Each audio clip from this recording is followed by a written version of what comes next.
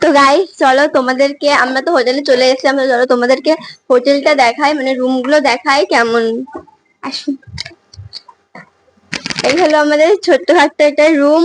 এই যে খাট, এখানে একটা আয়না আছে, এখানে টিভি, আর আসো বাথরুমটা দেখাই। এই হলো বাথরুম।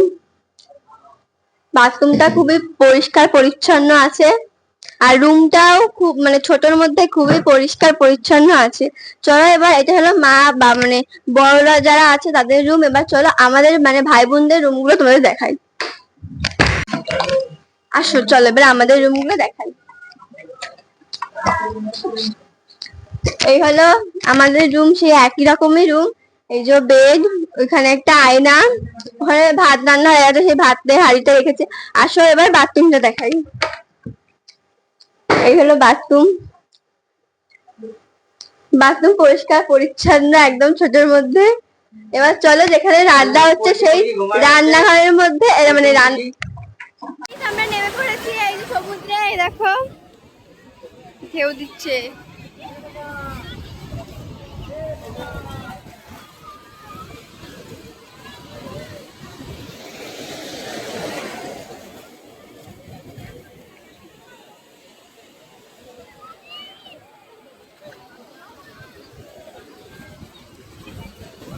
চলো এবার সমুদ্রে একটু স্নান করি, তারপর তোমাদের সাথে আবার কথা হচ্ছে।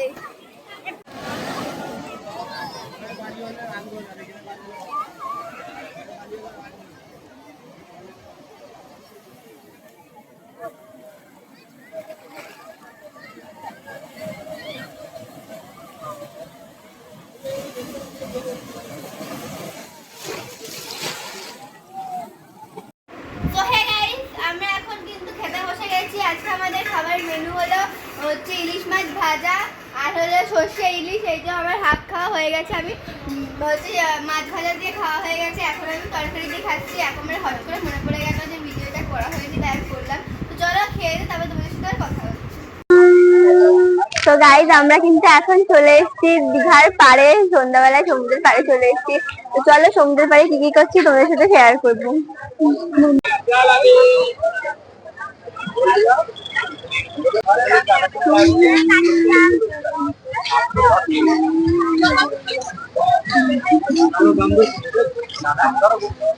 সো গাইস ওখানটা এখন ফটোশুট হচ্ছে, দেখো চার মূর্তি দাঁড়িয়ে পড়েছে ফটোশুট করতে।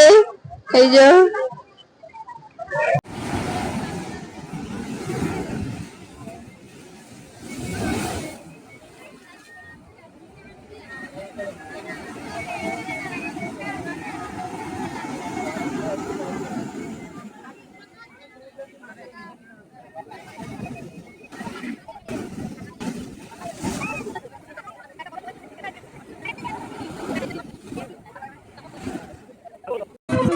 তারপরে আমরা বাড়ি ফিরে শুরু করে দিয়েছিলাম নাচ।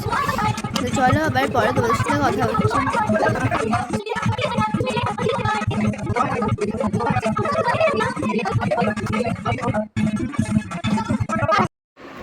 তো গাইস আজকের ভিডিওটা এইটুকুই। ভালো লাগলে like comment share and subscribe করতে ভুলবে না।